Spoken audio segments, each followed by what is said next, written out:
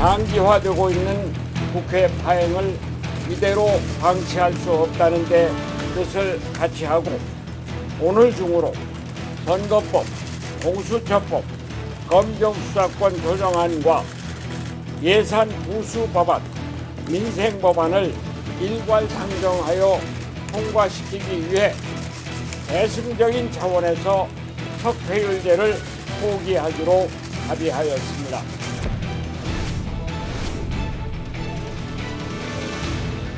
민생 법안 처리를 위한 본회의에 합의할 수 있기를 기대합니다. 민생 본회의를 여는데 조건이 따로 있을 수 없습니다. 비쟁점 민생 법안을 처리하는 것은 자유한국당의 권리가 아니라 의무라는 점을 말씀드립니다. 민주당과 문 의장이 진정 국회를 정상화하고 제1야당과 협치를 하고 싶다면 사과와 재발 방지 약속을 해야 합니다. 그렇다면 우리는 우리가 관심 있는 민생 법안 목록들을 내놓고 오늘이라도 당장 처리하자고 할 겁니다.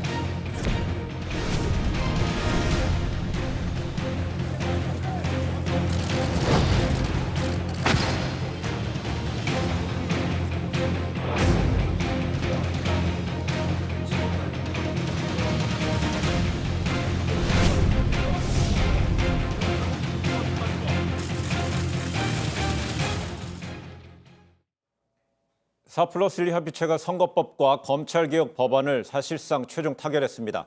이르면 오늘 오후 본회의에서 일괄 처리될지 주목되고 있습니다. 진성준 전 의원, 박민식 전 의원과 함께 자세한 이야기 나눠보겠습니다. 두 분 어서 오십시오. 네, 안녕하세요. 근데 이 교착 상태에 빠지면서 자칫 해를 넘길 것 같았던 여야 그 4+1 협의체가 오늘 원내대표급 회동을 거쳐서 선거법 개정안 또 이제 검찰개혁 법안 등 주요 법안에 대해서 이 전격 합의를 했습니다. 네. 전격적입니다, 말 그대로. 예, 그 원내대표 간 최종 합의에 바로 앞서서 민주당을 뺀 나머지 야당들 4+1의 야당들이 모여서 석패율제를 전격적으로 포기하는 결단을 내렸죠. 네. 그 때문에 협상 속도가 급속히 빨라지면서 네. 최종적인 합의에 이른 것 같습니다. 그 야당 대표들도 기자회견에서 이미 밝혔던 것처럼 이제 올해가 불과 일주일밖에 남지 않은 시점 아닙니까?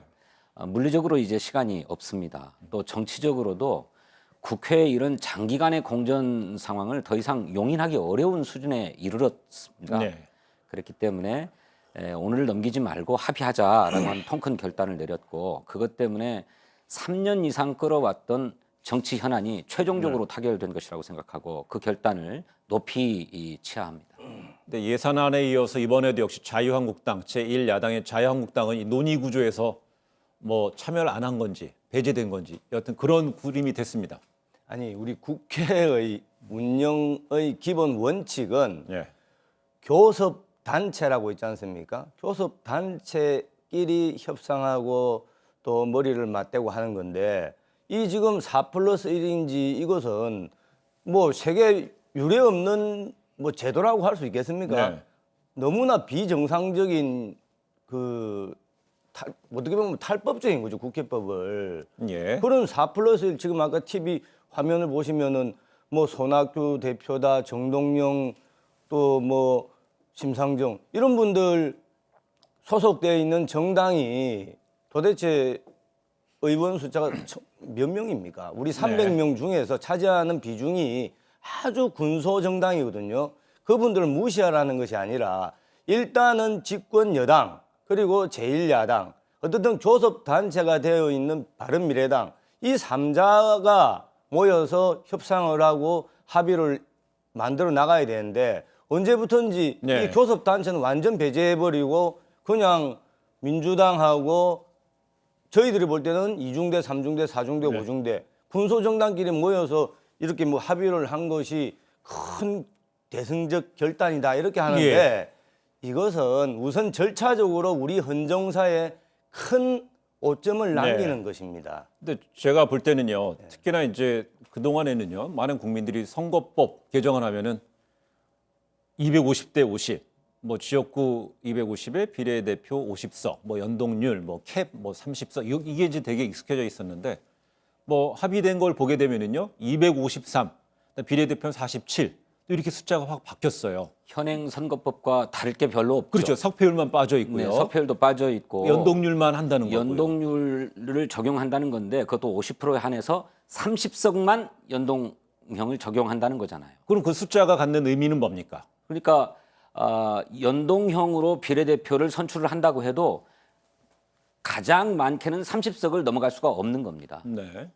그래서 여러 정당들이 제각각 총선에서 득표를 하게 될 텐데 그 득표에 따른 비례대표 총 의석수가 30석을 넘어가지 않는다. 연동형으로 적용할 네. 때. 그러니 자유한국당 입장에서도 연동형이라고 하는 원칙만 수용하면 만족할 만한 수준이고 네. 또 그간에 자유한국당이 아주 지난한 투쟁을 벌여왔는데 그 투쟁의 결과로 네. 이 정도 안까지 좁혀졌다. 이게 투쟁의 성과다. 네. 이렇게 인정하는 스스로의 좀 자부심도 가질 필요가 있다. 저는 그렇게 생각합니다. 아니 지금 우리 이제 앵커께서 말씀하신 것처럼 그 숫자가 갖는 의미가 뭐냐 하니까 사실 그 숫자가 갖는 의미가 없는 겁니다. 없어요. 맨 처음에 심상정 대표가 발의한 이른바 원안 네. 225 플러스 75지 않습니까? 연동형 비례대표. 최소한 비례대표가 한 75석 정도는 되어야 연동형 제도의 의미가 있는 것이다. 그래서 심상정 의원이 대표 발의를 했어요. 그런데 이게 지금 말씀하시는 4 플러스 1 그 협상을 우리 국민들이 지켜볼 때 자기들끼리 모여 앉아서 내일 그냥 밥그릇 싸움. 네. 심상정 의원이 자기가 발의한 그 법안에 대해서 자기가 반대하는 웃지 못할 총국이 빚어졌죠. 네. 그래서 지금 말씀하신 왜 그러면 지금의 253 플러스 44 지금 현행 의석수와 별로 차이가 네. 없는 것 아니냐. 그렇습니다.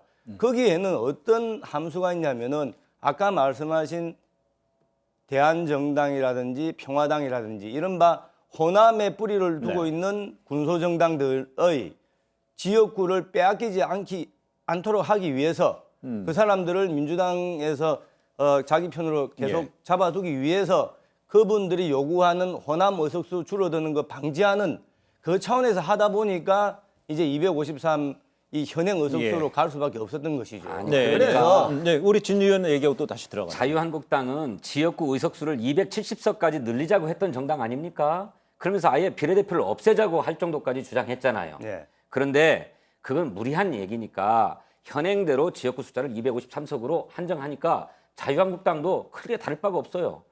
자유한국당을 설득시키기 위해서 연동형의 범위를 이렇게까지 줄여놓은 겁니다.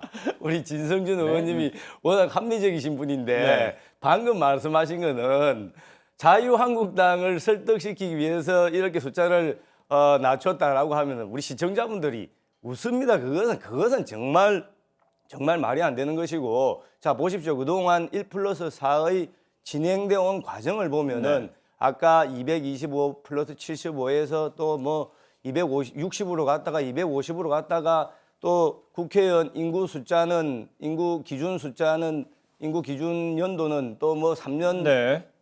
평균으로 했다. 뭐 여러 가지 자기들끼리의 밥그릇 싸움을 다 만족시키려다 보니까 이렇게 누더기 알겠습니다. 법안이 된 겁니다. 네.